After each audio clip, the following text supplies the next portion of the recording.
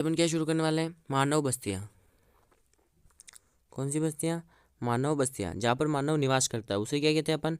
मानव बस्तियाँ। क्या कहते हैं? मानव बस्तियाँ। जहाँ पर मानव रहता है उसे अपन क्या कहते हैं? मानव बस्तियाँ। समझ में आ गया? हाँ सर, समझ में आ गया। अब इसकी क्या देख लेते हैं, परिभाषा देख लेते हैं। सबसे पहले मानव मानव बस्ती विभिन्न आकार व प्रकार के घरों का समूह है जिसमें क्या करता है, मानव निवास करता है या रहता है, एक ही बात है। और ये जो मानव बस्तियाँ होती हैं ये कितने प्रकार की होती हैं?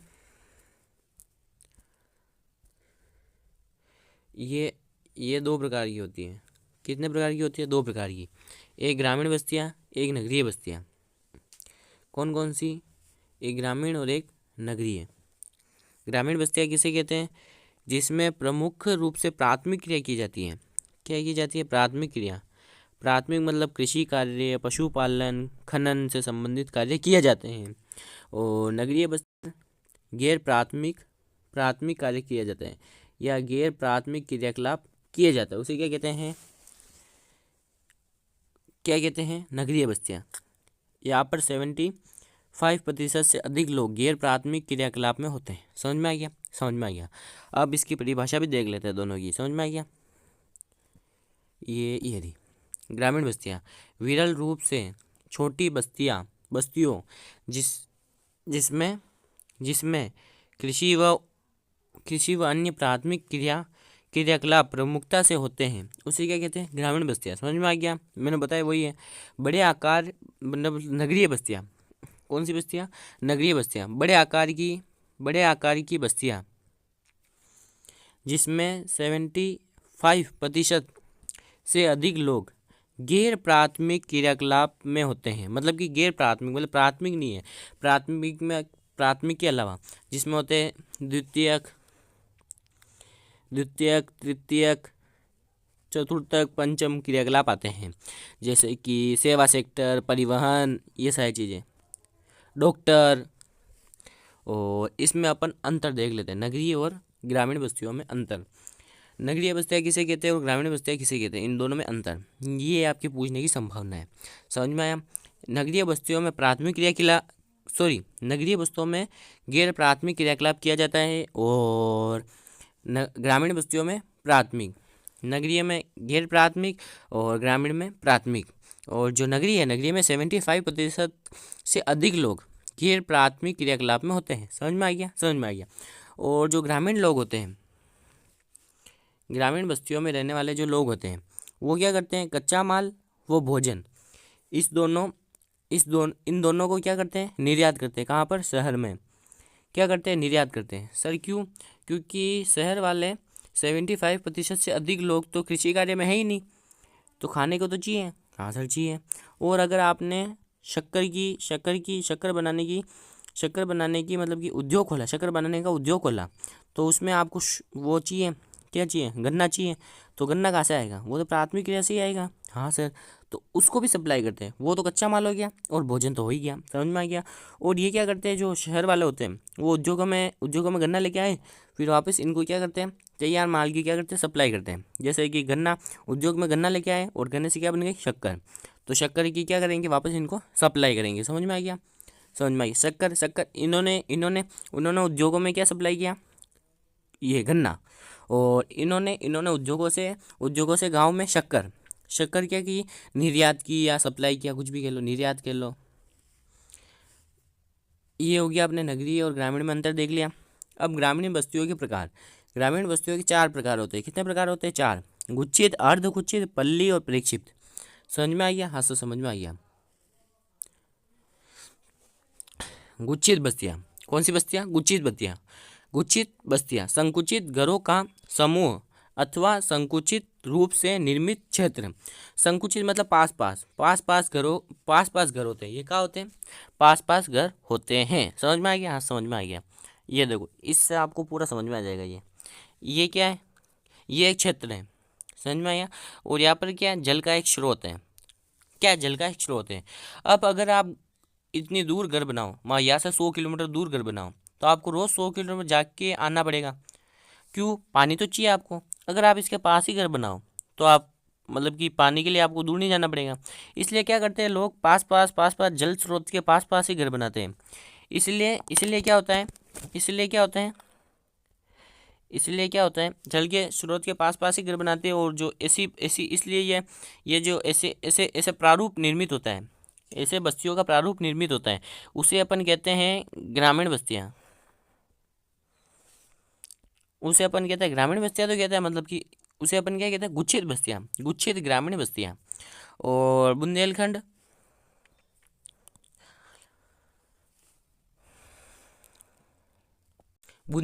और नागालैंड, बुंदेलखंड और नागालैंड राजस्थान में तो ये क्यों बनी है, पानी की उपलब्धता के कारण। और बुंदेलखंड और नागालैंड में ये क्यों बनी है, सुरक्षा के कारण। समझ में आया, सुरक्षा कारणों से बनी है, समझ में आ गया। अब आती है अर्धगुच्छित या विखंडित बस्तियाँ। पहले क्या होती है, एक गुच्छित बस्ती होती है। हाँ सर, गुच्छित बस्ती होती है। देखो देखो ये परिभाषा बताओ, पढ़ो एक बार। ऐसी बस्ती किसी एकांकी बस्ती गुच्छित बस्ती का ही दूसरा नाम है। एकांकी बस्ती के किसी सीमित क्षेत्र में गुच्छित होने के कारण किसी बड़े गांव के विखंडित विखंडित आ गया, इसलिए इसे क्या कहते हैं, विखंडित बस्ती भी कहते हैं। विखंडित या पृथक होने के परिणाम से उत्पन्न होती है, उसे क्या कहते हैं अपन, अर्धगुच्छित। इसका प्रारूप कैसा होता है देखो, जैसे कि ये है गुच्छित बस्ती में क्या था, एक जगह पर ही पास पास घर थे। इसमें क्या होता है, एक जगह पर पास पास घर होते हैं, फिर थोड़ी सी दूरी पर वापस पास पास घर होते हैं। इससे क्या कहते हैं, अर्धगुच्छित। और ये सर्वाधिक कहाँ पाई जाती है, राजस्थान और गुजरात में। समझ में आ गया, हाँ सर समझ में आ गया। अब आती है पल्ली बस्तियाँ भौतिक रूप से क्या होती हैं, एक दूसरे से पृथक बस्तियों को पल्ली बस्तियाँ कहते हैं। इनके नाम इंपॉर्टेंट हैं, क्या नाम है,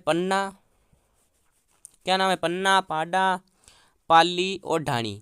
क्या नाम है, पन्ना, पाडा, पाली, ढाणी। समझ में आ गया, समझ में आ गया सर। अब आगे, अब आती है प्रक्षिप्त बस्तियाँ। सुदूर जंगलों छोटी पहाड़ी ढालों पर निर्मित होती है, उसे क्या कहते हैं अपन, प्रक्षिप्त बस्तियाँ। इनका प्रारूप कैसा होता है, जैसे कि ये एक आदमी आया, यहाँ पर क्या थी, पहाड़ियाँ थी। हाँ सर पहाड़ियाँ थी। ये इधर से आया, हाँ सर इधर से आया, और इसको यहाँ पर रहने की अच्छी अच्छी व्यवस्था दिखी। इसको क्या दिखी, यहाँ पर रहने की अच्छी व्यवस्था दिखी। इसको दिख गई, हाँ सर दिख गई। इसको इसके पशुओं के लिए अच्छा सा चारागाह दिख गए, मतलब कि घास वास अच्छी दिख गई। इसको इसके रहने के लिए अच्छा भोजन दिख गया। इसको इसके पशुओं के रहने के लिए अच्छा चारागाह या चारा दिख गया। तो इसने यहाँ पर अपनी क्या बना ली, बस्ती बना ली। और एक आदमी इधर से आया, उसको यहाँ पर अच्छी अच्छी जगह अच्छी जगह दिख गई। क्या दिख गई, यहाँ पर अच्छी जगह दिख गई, तो उसने यहाँ पर अपनी क्या कर ली, यहाँ पर अपनी बस्ती बना ली। समझ में आ गया, हाँ सर समझ में आ गया। और एक इधर से आया, तो उसने यहाँ पर अपनी क्या कर ली, बस्ती बना ली। समझ में आ गया, हाँ सर समझ में आ गया। तो ये क्या होती है देखो, बहुत दूर है। सुदूर का मतलब ही यही होता है कि बहुत दूर दूर। क्या होता है सुदूर का मतलब, बहुत दूर दूर। तो ऐसा प्रारूप किसका होता है, परिक्षिप्त बस्तियों का। नगरीय नगरीय नगरीय बस्तियाँ 75% से अधिक लोग गैर प्राथमिक क्रियाकलाप में होते हैं। और आकार कैसा होता है, विशाल होता है। विशाल आकार की होती है, हाँ सर होती है। भारत में नगरों के विकास के आधार पर नगरों को 3 भागों में क्या किया गया है, बांटा गया है। कितने भागों में, 3 भागों में क्या किया गया है, बांटा गया है। ये 3 लिखा हुआ है, ये लिख ही नहीं रहा है। ये क्या लिखा हुआ है यहाँ पर, 3। ये क्या लिखा हुआ है, 3। और ये लाइन खींची गई है, ऐसे अंडरलाइन नहीं करते, ये अंडरलाइन की हुई, ये 3 लिखा हुआ है। ये नगरों के ऊपर ही लिख लिया, सॉरी हो गया। ये मैं 6ठी बार शूट कर रहा हूँ, 6ठी बार। पहले शूट की, पहले रिकॉर्ड की, पूरा लिख लिख के बताया, डिलीट हो गई। दूसरी बार की, वापस जो एडिटर होता है ना, मतलब कि एडिट करता है उसमें, ऐप में, तो उसमें डिलीट हो गई। फिर तीसरी बार अपलोड ही नहीं हुई। फिर चौथी बार अपलोड ही नहीं हुई। फिर मैं तो डिलीट कर देता हूँ मेरे अंदर से, वो अपलोड ही नहीं हुई। अब मेरे पास तो है ही नहीं, अब वापस वापस बनानी पड़ेगी। वापस बनाई, कुछ टाइटल नहीं लगा। अब वापस बना रहा हूँ। इसके लिए एक लाइक तो बनता है, तो लाइक अवश्य करें।